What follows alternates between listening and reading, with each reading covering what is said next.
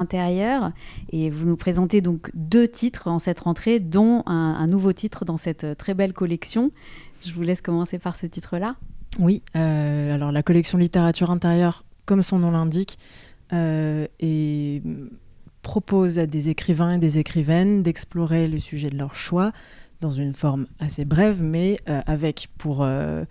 dans une forme assez brève, mais à chaque fois totalement libre. Mais à chaque fois, la question, ça va être qu'est-ce qui vous bouleverse ?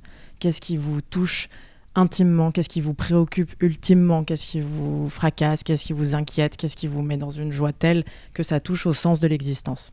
C'est ça la question que pose cette collection. Et c'est un peu... ça peut aussi être, par exemple, quand on parle par exemple, des romanciers, on dit parfois qu'ils écrivent toujours le même roman. Parce que c'est toujours au fond le même moteur qui va faire naître, qui va faire tourner autour de lui des histoires différentes. Là, la collection littérature intérieure va demander qu'est-ce que c'est ce moteur. Donc c'est pour ça que la forme est libre, parce que ça peut se prêter aussi bien à de la fiction qu'à des récits personnels, qu'à de la poésie, enfin ce qu'on veut. Et c'est une collection jeune, dans laquelle il y a eu quelques titres seulement aujourd'hui, peut-être je dirais 6 ou 7 à ce jour. Cette année, au début de l'année, on avait le premier roman de Rim Battal qui s'appelle « Je me regarderai dans les yeux ». Et là, pour la rentrée d'août, on a un très beau texte d'une romancière aussi qui s'appelle Toufat Moutar, dont le livre précédent était publié aux éditions Le Bruit du Monde. Son livre s'appelle « Le feu du milieu », c'est un roman qui est très très beau. Et donc ce texte qu'on sort là le 27 août dans la collection littérature intérieure s'appelle « Choses qui arrivent ». Et pour ce texte, Toufat Moutar se pose donc, conformément à la ligne de la collection, une question qui est effectivement cruciale, qui est pourquoi est-ce que parfois on ne s'autorise pas à vivre ? Pourquoi est-ce que parfois certaines joies qui sont trop fortes, on s'empêche de les célébrer, on va s'arrêter, on va les interrompre, on va pas aller jusqu'au bout, on va se dire bon, il faut pas se réjouir trop fort au cas où, quoi on sait pas, mais au cas où il se passerait quelque chose qui nous l'enlèverait. Et donc c'est sur ce sentiment qui peut paraître très subtil, qui est très difficile à aller saisir. Et en ça, c'est une démarche peut-être un peu... qui m'a amusée, parce qu'il y a un petit clin d'œil un peu proustien dans la première image qu'elle va donner pour expliquer ce sentiment, où elle dit, la mère d'une de mes amies dit, il ne faut pas se réjouir trop fort et trop longtemps, parce que sinon on est comme un bout de pain qu'on trempe dans le thé, on gonfle, puis on explose. Donc il ne faut surtout pas rester trop longtemps plongé dans le thé. Et à partir de cette anecdote où qu'elle commente de façon un petit peu amusée, elle dit mais c'est vrai que même si ça m'amuse, je m'aperçois que moi-même j'interromps mes joies. Pourquoi ? Et donc c'est à partir de cette interrogation-là que Toufat Moutar va déplier en fait un texte avec une écriture d'une très grande beauté qui est son style à elle, c'est-à-dire quelque chose qui se déploie, qui est avec des longues phrases extrêmement fluides, avec quelque chose à la fois très élégant, très souriant, et en fait qui est un peu comme... c'est un peu... sans qu'on s'en rende compte, on est déjà entraîné par le courant vers des endroits où soi-même on n'aurait pas pensé aller, puisqu'elle va aller dans une quête dans son intériorité d'une profondeur qui est assez stupéfiante en fait, qui est extrêmement courageuse mais toujours avec quelque chose d'un tout petit peu souriant, un petit peu espiègle. Il y a quelque chose qui parfois va être presque de l'ordre du conte. Elle va mélanger à la fois des petites blagues et aussi des questionnements qui sont d'une gravité immense, puisque ça touche vraiment à, par exemple, l'autorisation qu'on se donne à vivre, le sentiment de légitimité qu'on a à être au monde, qui sont pour le coup des sujets plutôt difficiles. Et elle le fait à travers un épisode personnel qui lui est arrivé, c'est-à-dire que Toufat Moutar est d'origine comorienne. Elle est venue en France pour faire ses études à l'université, et c'est pendant qu'elle faisait ses études, donc comme tous les étudiants étrangers et comme la comme tous les étrangers qui viennent en France, elle a dû, pendant un certain temps, se plier à cette formalité extrêmement humiliante, extrêmement difficile, qui est d'aller faire renouveler son titre de séjour à la préfecture à intervalles extrêmement réguliers. Il faut vraiment avoir en tête que c'est quelque chose d'extrêmement... Enfin, je pense que vous l'avez sûrement déjà lu ou vu dans des documentaires. C'est ce qu'il y a c'est un traitement particulièrement dur. On doit faire la queue, parfois la veille au soir pour pouvoir espérer peut-être avoir un ticket le lendemain matin.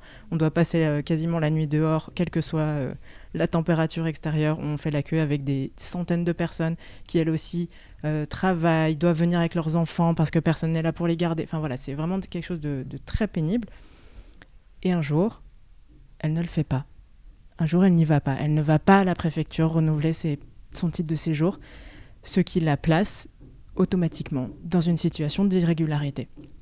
Et c'est dans cette situation de grande précarité, de qui-vive permanent dans laquelle elle se retrouve immédiatement projetée, puisque quand on n'a plus de papier, on ne peut plus aller dans les grandes gares. Il faut absolument éviter toute possibilité d'avoir un contrôle d'identité.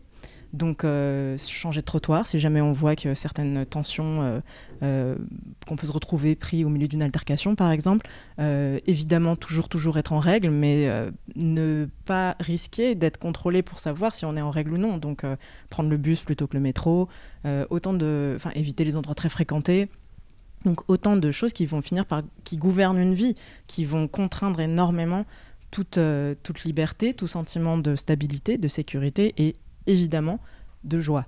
Et donc c'est à partir de cette expérience-là qu'elle fait et dont elle va, à partir de là, dont elle va se rendre compte qu'en fait ce sentiment d'hypervigilance dans lequel elle se retrouve lui est très familier, qu'en fait elle s'y est retrouvée littéralement, c'est-à-dire qu'elle se dit mais en fait je connais ce sentiment. Pourquoi ? Et pourquoi finalement peut-être qu'en ne se rendant pas à la préfecture, elle aurait inconsciemment voulu s'y mettre dans cette urgence, dans cette insécurité. Et donc voilà, c'est à partir de là qu'elle va déplier et fouiller petit à petit dans sa propre expérience, mais avec autant de réflexions qui valent pour toutes et tous, comment s'incruste au plus profond de soi-même la conviction qu'on n'a pas le droit d'être là. Sur le fait d'interrompre ses joies, en tout cas, je ne sais pas si ça s'est vu à l'écran, mais je nous ai tous et toutes vus hocher la tête comme ça. Donc, je pense que cette autrice a saisi quelque chose, effectivement, qui, en tout cas, donne très, très envie de lire son livre. On passe au deuxième livre, qui est un livre hybride, j'ai l'impression, entre récit et documentaire ethnographique. Oui, on peut dire ça comme ça, dans une collection qui s'appelle Bayard Récits, qui elle aussi, qui comme vous dites, propose quelque chose d'assez hybride, c'est-à-dire il s'agit de proposer des sciences humaines ou en tout cas une forme de pensée bien racontée. C'est pas sur le mode de l'essai académique, mais avec une forme d'expertise d'un sujet, mais à chaque fois porté par un récit, un style singulier ou un regard, une subjectivité affirmée, un regard d'auteur en gros. Et c'est effectivement le cas de ce livre qui s'appelle Les zones grises et dont le sous-titre est Enquête familiale aux lisières du Troisième Reich, et qui est écrit donc par une chercheuse en sciences sociales à Paris 8 qui s'appelle Alexandra Saemer. Et effectivement, on est à la croisée donc, d'une enquête, tout ce qu'il y a de plus classique, comme son nom le laisse deviner, comme son titre le laisse deviner. On est vraiment sur la question de l'enquête de la petite histoire dans la grande histoire, de comment est-ce qu'une trajectoire d'une famille, David en parlait, on parle de la fin de la Seconde Guerre mondiale et surtout du moment de sa fin. Donc en fait, comment cette trajectoire de cette famille va s'inscrire dans l'histoire. Et ce qu'elle a de particulier, c'est que donc, l'autrice Alexandra Saemer est allemande. Le français est sa langue d'adoption. Elle a écrit son texte en français, Donc elle est née en Allemagne et ainsi que sa famille, à moins qu'on puisse aussi dire que pas toute sa famille. C'est-à-dire que la famille dont elle fait l'histoire, c'est sa famille maternelle, qui est originaire d'un peuple qui s'appelle les Sudètes. Alors, celles et ceux qui se souviendraient de leur cours d'histoire, potentiellement plutôt lycée, quand on pense Sudètes, c'est un peu, ah oui, 1938, annexion des Sudètes. C'est-à-dire que les Sudètes, c'est ce peuple allemand, en tout cas germanophone, c'est un peuple qui aujourd'hui n'a pas de nation, qui n'a pas de pays, qui en 1938, donc un petit peu avant la Seconde Guerre mondiale, donc qui vivait en ce qui était la Tchécoslovaquie autrefois, et qui a, dans sa grande majorité, voté en faveur de l'annexion au Troisième Reich. Donc ils ont été très volontiers annexés donc, par l'Allemagne de Hitler. Et c'est à partir de là donc, s'enchaînent les accords de Munich et puis la Seconde Guerre mondiale. Et ce que va aller interroger cette autrice, c'est la mémoire de ce peuple-là, qui n'est évidemment pas transmise. Évidemment parce que pèse sur la transmission de cette mémoire une quantité de honte qui est immense. C'est-à-dire, qu'est-ce qui fait qu'elle n'a jamais... En fait, elle n'a jamais eu accès à l'histoire de sa famille.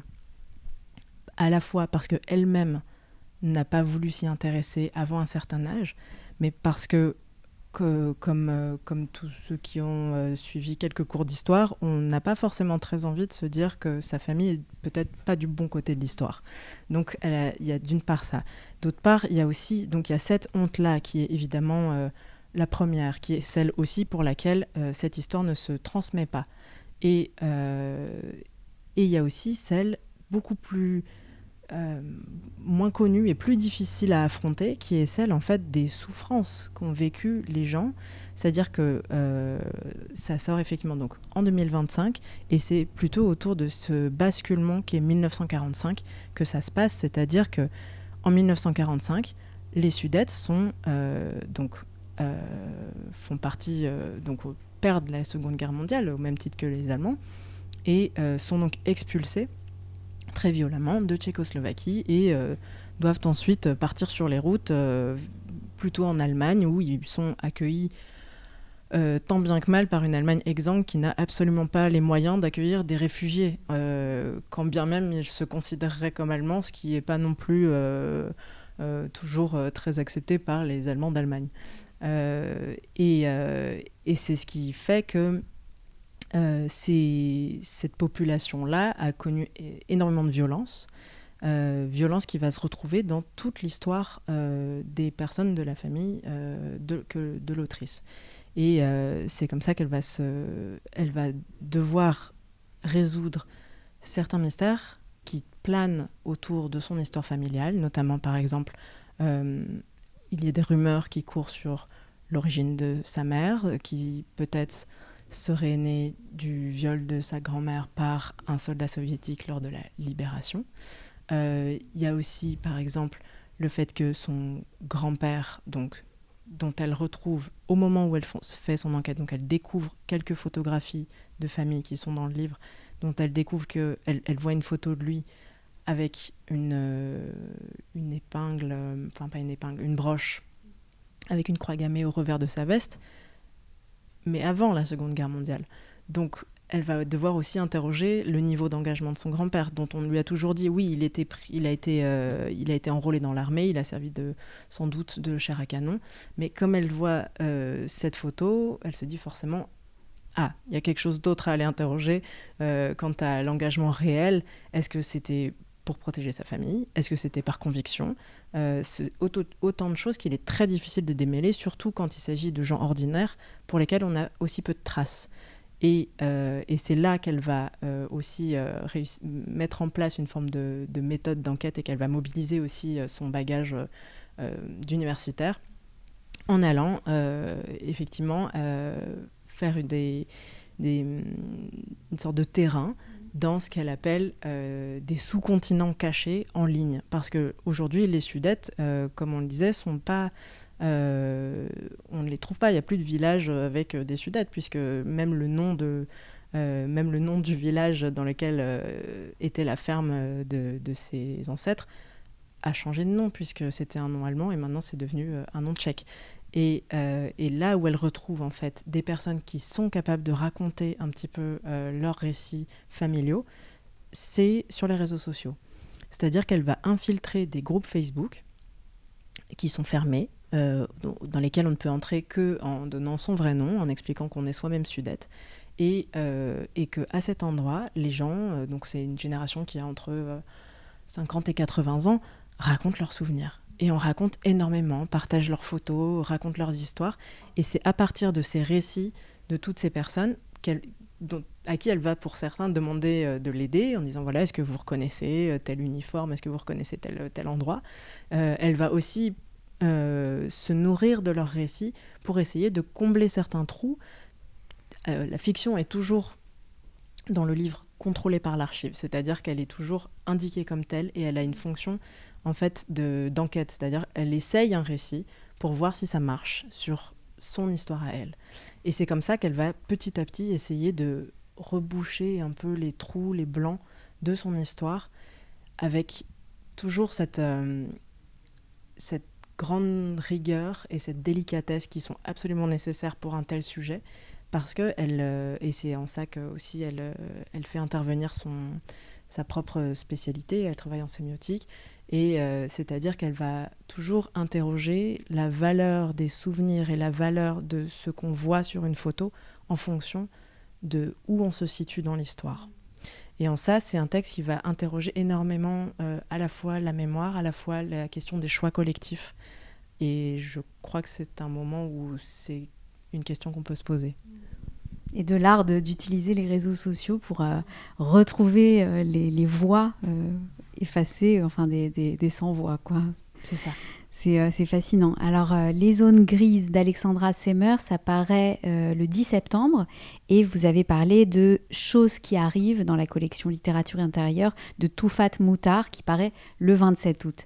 Merci Mélie Chen.